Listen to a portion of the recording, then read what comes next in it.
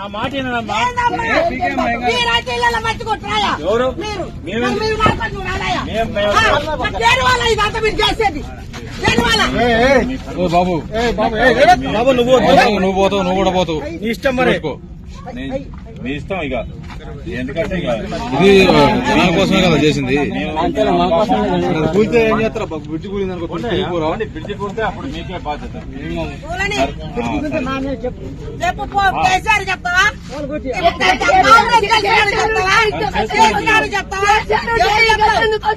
కేసీఆర్ లేక కొత్త ప్రభుత్వం తెచ్చుకోరుగా 5,000 వస్తాయి గ్యాస్ ఫ్రీ అని ఇచ్చిరుగా ఓట్లేసి గెలిపించినాగా నోట్ల మంచి పెట్టిండు.